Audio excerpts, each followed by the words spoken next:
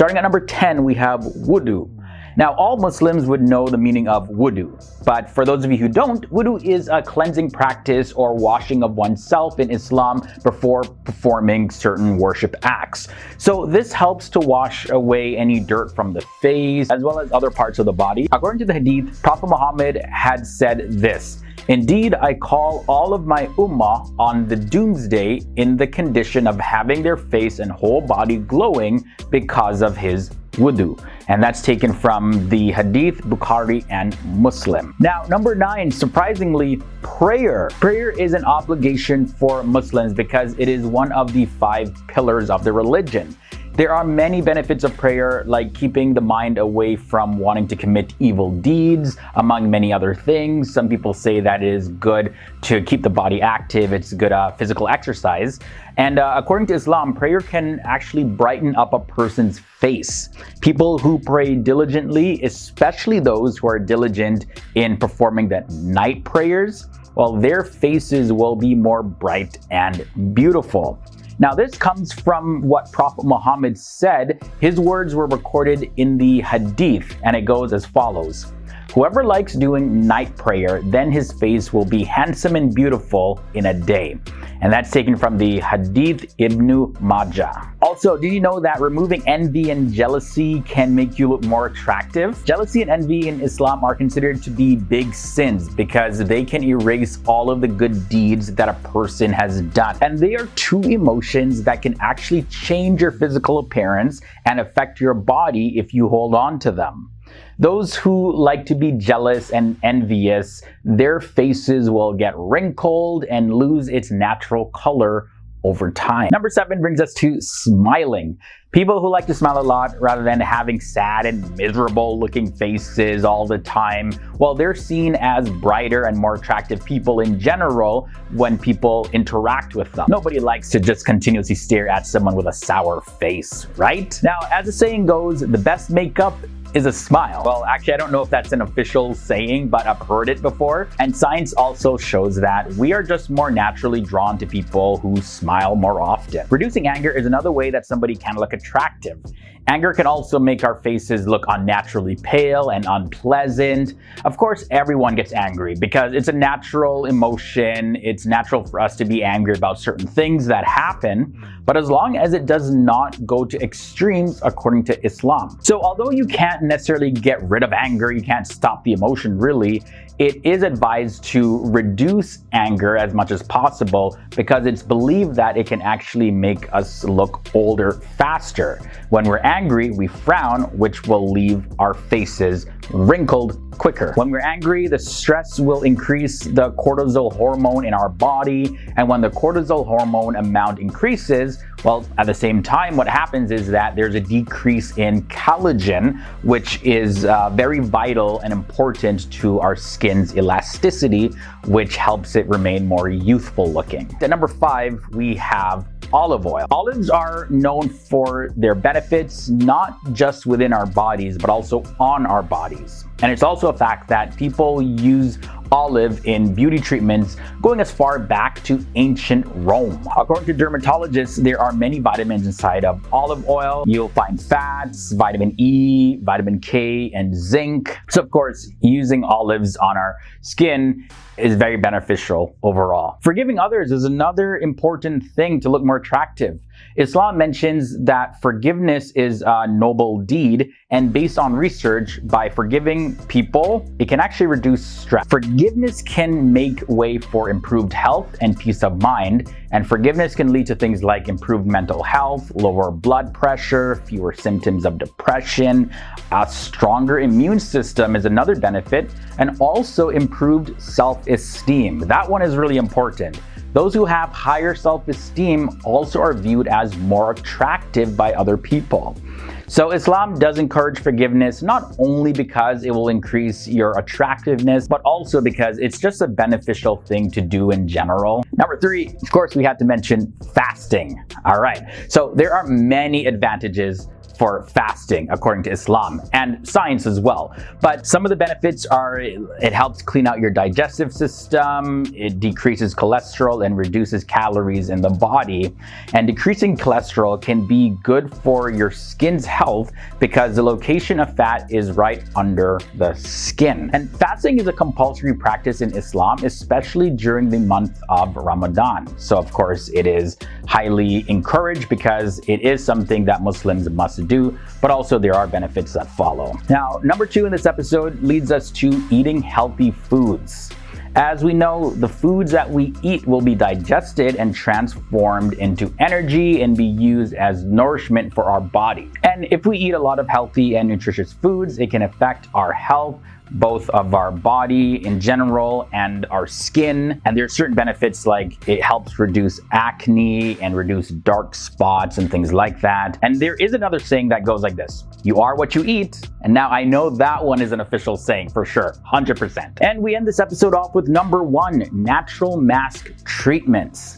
In order to beautify the face, Islam allows Muslims to have mask treatments or other beauty treatments as long as they are halal. Now, we're not going to go into what halal is in this episode. We do have videos here on FTD Facts that go into more detail about that. But what I will say is that there are many natural ingredients that can be used to make the skin look more vibrant and healthy. You can use ingredients like avocados, papayas, and olives, like I mentioned earlier, and as well as many other healthy ingredients.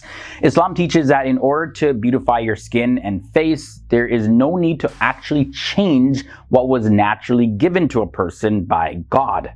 Also, Islam teaches that beautiful women in Islam are not merely judged by their physical appearance, or shouldn't be judged at least for their physical appearance, but also by what is in their heart. And the same goes for men also. Starting at number 10, eating slowly. There's an Islamic teaching that encourages Muslims to actually take their time to eat. You know, slow down, chew your food properly before you just gulp down and swallow everything. This is because it takes your brain some time to actually register that your stomach is full. So eating slowly actually helps make sure that you don't consume any excess food before your brain gets the signal that you're full. Also, another benefit that's noted on top of, not overeating is that you can actually enjoy your food a lot more. And, I've experienced that because when I chew my food and just enjoy it and just take my time with it, I love it more, and I love food already. Also, moderation in diet is another principle in Islam. This is something that is greatly stressed, so not having too much as well as not having too little. Not just when it comes to food, but like anything in life. There's actually a verse in the Quran, as a matter of fact, it's verse 31 of Surah Al-Araf, and it says, "Eat and drink, but be not excessive. Indeed, he likes not those who commit excess." Also, there is a hadith narrated by Tirmizi, and that hadith says this: 1/3 of the belly with food, another third with drink, and leave 1/3 empty for easy breathing. So definitely you want to eat enough so that your body does get the nutrients. You don't want to starve yourself or anything, but you also don't want to eat too much. So everything in moderation. Again, this principle applies to not just food, but other aspects of life as well. Number 8, waking up early. This is another benefit. Prophet Muhammad, as a matter of fact, he got up and he prayed very early. On one occasion, he was reported to say these words: "Oh Allah, bless my nation in their early mornings." You'll find another passage about waking up early in the hadith, and this one is narrated by Sunan ibn Majah. When the Prophet used to set out his army, he would send them at the beginning of the day. Sakr al-Ghamdi was a man engaged in trade. He used to send his goods out at the beginning of the day, and his wealth grew and increased. So there you go. This is also another passage that Muslims look to as some good business advice. Number 7, also there's a principle of disease control found in Islam. Muslims believe that this stems all the way back to the Prophet Muhammad over 1300 years ago. If you weren't even familiar with the term pandemic by now, I'm sure all of you have probably gotten tired of hearing that term. It's reported that Prophet Muhammad said these words: "If you hear of an outbreak of a plague in a land, do not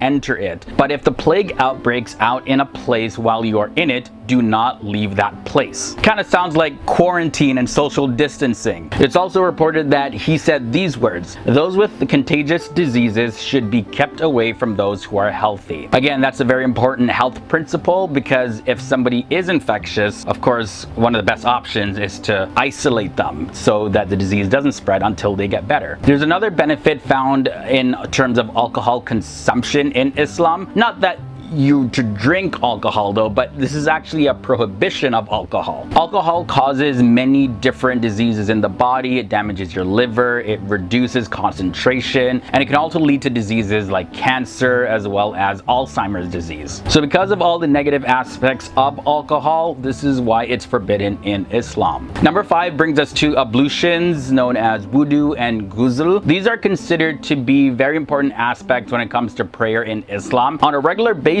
it's even said that Muslims cannot perform prayers with having a body that's not clean, or even in a place that's dirty. So before prayers, you're to wash yourself. Of course, it is a good practice to just make sure that you wash away all the dirt and bacteria. So on top of the spiritual symbolism in this practice, it also is a good practice to just keep your body washed and clean. Which kind of leads us to our next point, actually, when we talk about hygiene. So hygiene, of course, washing your body, but also keeping your mouth clean, brushing your teeth, using some mouthwash or whatever, putting on some deodorants, keeping yourself just really nice and well groomed really helps to reduce any kind of disease or bacteria festering on your body or inside of your body. It's believed by Muslims that the Prophet Muhammad said these words: "The Archangel Gabriel continuously ordered me to clean my teeth until I thought it would be made compulsory." Muslims are also advised to make sure that they keep their fingernails cut as well, because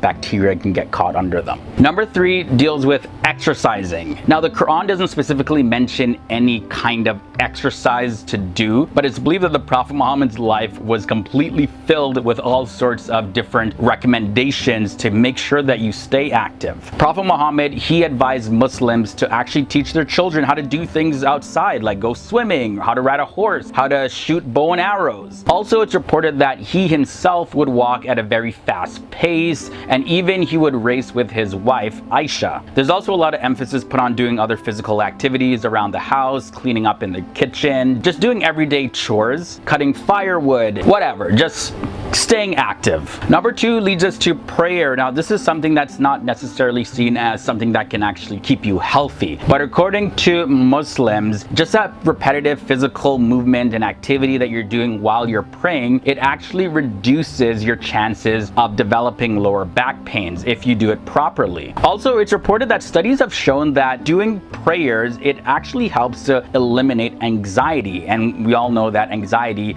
can actually affect our body in a negative way. At number 1, this leads us to fasting. And fasting is something that is obligatory for all healthy adult Muslims to do during the month of Ramadan. Fasting helps you to balance out your diet, it helps to improve blood cholesterol, it helps reduce gastric acidity, and also prevents constipation and other type of digestive issues. Of course, do not fast in excess, because if you do that, it can prove detrimental, although there are some benefits that can come out of fasting. Over in the Quran, it says these words: "O you who believe, fasting is prescribed to you as it was prescribed to those before you, so that you can learn taqwa, which is good deeds and having your mind on God." And that's found in Surah 2 verses 183. Starting at number 10. Remembrance of Allah. The religion of Islam is all about making and keeping a connection with God. This is how Islam deals with sadness and worry. And according to the Quran, this is what it says: "Those who have believed and whose hearts are assured by the remembrance of Allah, unquestionably by the remembrance of Allah, hearts are assured." And this is taken from Surah 13 verses 28. Now, moving on to number 9, there's unwavering faith in God. Now, it's important to note that there are 3 key points that will allow a believer in Islam to free themselves from their depression. Those are patience, gratitude, and trusting God. And in the Arabic language, it's sabr, shukr, and tawakkul. First, let's look at patience. In the Quran, it says this: O you who have believed, seek help through patience and prayer. Indeed, Allah is with the patient. That's taken from Surah 2, verses 153. And then the Quran continues on in affirming this by saying, and we will surely test you with something of fear and hunger and loss of wealth and lives and fruits, but give good tidings to the patient. And that's from Surah 2, verses 155. Now, the second thing to look at is gratitude. And in the Quran, it says this, so remember me, I will remember you, and be grateful to me and do not deny me. And that's found in Surah 2, verses 152. And the third thing to look at, I mentioned, is trust in God. And the Quran speaks about this, and it says, if God helps you, none can overcome you. And if he forsakes you, who is there after him that can help you? And in God alone, let believers put their trust. And that's found in Surah 3, verses 160. Now, number 8 brings us to an interesting concept, the concept of looking at other people around you. This is actually something that can help depression. Now, the Prophet Muhammad is reported to have said these words, whenever you see someone better than you in wealth, face, or figure, you should look at someone inferior to you in these respects. And that's taken from the Hadith, Bukhari, and Muslim. Now, number 7, let's look at glad tidings. And we can find this reference in Surah 41, verses 30 to 31 of the Quran. It says, indeed, those who have said, our Lord is Allah, and then remained on the right course, the angels will descend upon them, saying, do not fear and do not grieve, but receive good tidings of paradise, which you were promised. We were your allies in the worldly life and in the hereafter, and you will have therein whatever your soul desires, and you will have therein whatever you request. Now, you see, it's taught that the objective of these verses is to mention the coming down of the angels on those who are struggling with their lives, so that they are consoled and encouraged. This verse acknowledges the grief of people that they experience in this life, and once again, it shifts the focus and the perspective to an optimistic outcome, which is free of depression and anxieties. Next up at number 6, we look at hopefulness. Muslims are encouraged to resist negative thoughts with positive thoughts and actions if possible, or seek professional help if the case is clinical, exactly like any other form of illness. Now, we find a reference to this in the Quran, Surah 94, verses 5 to 6, and that says, for indeed with hardships will be ease. Indeed with hardships will be ease. Islam also encourages people to stay hopeful. Even if somebody has committed the worst sin or is involved in a very difficult life event, there's always God's mercy to fall back on. Indeed, no one despairs of relief from Allah except the disbelieving people. And that reference is in the Quran, Surah 12, verses 87. So continuing on with this episode, we got to go to number 5 next, and that looks at trust. People who have patience and trust in God's decree will be given a reward from Him. Now, in a hadith, Prophet Muhammad had said these words, no Muslim is struck with an affliction and then says, truly to Allah we belong and truly to Him we shall return when the affliction strikes, and then says, O Allah, reward me for my loss and give me what is better than it. But Allah will do just that. Next up, at number 4, we look at meditation therapy. There are several stories from the hadith of the Prophet Muhammad isolating himself so that he could engage in deep contemplation or meditation practices. Now, the Quran does describe Muslims that are involved in such practices, and it says, who remembers Allah while standing or sitting or lying on their sides, and give thought to the creation of the heavens and the earth, saying, O Lord, you did not create this aimlessly. Exalted are you above such a thing. Then protect us from the punishment of the fire. And that's found in Surah 3, verses 191. So you see, there it points to the practice of meditation towards God, regardless of the situation that you find yourself in, whether you're standing or lying down or sitting down, whatever. Moving on to number 3, addressing issues. Apart from the religious practices and rituals, Muslims believe that when something bad is happening, the best solution is to change the situation. Sometimes depression is triggered by oppressive relationships, as well as unhealthy work boundaries or a negative self-talk that we sometimes put ourselves through. And when these types of issues are the cause of depression, Muslims should use their reason to identify the pros and the cons of a decision and to consult with trustworthy people. Now, over in the Quran, when we look at Surah 3 verses 159, we'll find this following passage. So pardon them and ask forgiveness for them and consult them in the matter. And when you have decided, then rely upon Allah. Indeed, Allah loves those who rely upon Him. Reading Surah Ad-Duha is at number 2. Surah Ad-Duha is Surah 93 in the Quran, and it is said to have been revealed at the time when Prophet Muhammad was depressed with the intention to comfort him. The surah reminds the Prophet Muhammad of the blessings that Allah has opened for him and asks him to help the poor and the needy and to make mention of the blessings of Allah upon him. And at number 1, it's only fitting that we end off on the note of seeking professional help. Now, we did mention this a little bit earlier in this episode, but let's elaborate a little bit more. Treating disease medically is legitimate and it does not contradict reliance on God. The Prophet Muhammad has actually said these words in the Hadith: use medicine, for God does not send an illness without sending a cure. And also, religious scholars often insist that individuals fulfill their obligation of using scientifically established medical procedures as a practical step in addition to asking God for assistance in their recovery. This helps to avoid a situation in which Muslims rely exclusively on prayer while avoiding vital medication and treatment.